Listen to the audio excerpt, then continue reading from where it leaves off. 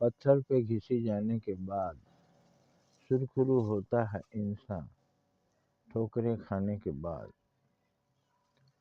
तो हिना रंग लाती। हिना क्या है? हिना मेहंदी को बोलते हैं। तो जो पत्थर पर घिसी जाती है, पीसी जाती है और उसके बाद लगाते हैं। पत्तियों को लगा लेने से कुछ नहीं होगा, उसको घिस कर पीस कर और जब लगाते हैं हाथ में तो रंग उसका निखरता है। तो जैसे हिना पत्थर पर रगड़ी जाने के बाद रंग लाती है, उसी तरह से आदमी ठोकरे खाने के बाद संभलता है, सुधर जाता है। तो ये ठोकरों को अगर वो पहले समझ जाए तो ठोकरें खाए बगैर समझ जाएगा। इसलिए विद्या अध्ययन किया जाता है, अनुभवी लोगों से सीखा जाता है।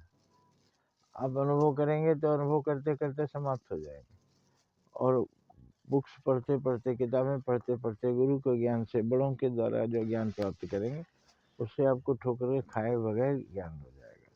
जैसे हम पढ़कर जानते हैं कि जहर खाने से मौत हो जाती है, अब जहर खाकर एक्सपीरियंस गेन करें तो हम बचेंगे ही नहीं।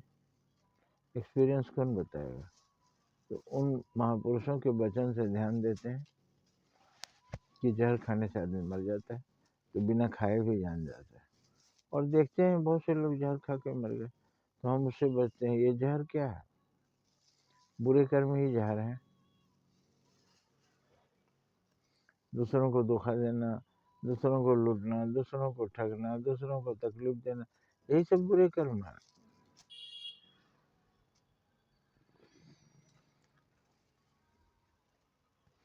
तो बुरे कर्म करके हम एक्सपीरियंस नहीं करें, हम अध्ययन करें कि बुरे कर्म करने से बुरी गति होती है। कर भला तो हो भला। जब भला काम करेंगे तभी हमारा भला होगा, बुरा काम करने से भला नहीं होगा। इसलिए आदमी ठोकरें खाने के बाद संभलता है और फिर सावधान होता है। और अगर सावधान है और अध्ययनशील है तो वो ठोकरें खाने से पहले भी समझ जाता है। और जो समझ जाता है वो उसको फिर कोई ठोकर गिरा नहीं सकती। लेकिन अगर वो संभला नहीं है, सुधरा नहीं है, सावधान नहीं है, तो कहीं भी उसको कोई भी ठोकर गिरा देगी। तो हमें हमेशा सावधान रहना चाहिए कि हम जिस राह पर चल रहे हैं, अच्छाई की राह से, वो कभी किसी भी कारण, लोभ से, क्रोध से, मोह से, किसी भी कारण से भी हम गलत रास्ते पर नहीं जाएं, अपने सही रास्ते पर चलते रहें और अपना रंग दिखाते रहें। हमारा रंग क्या है?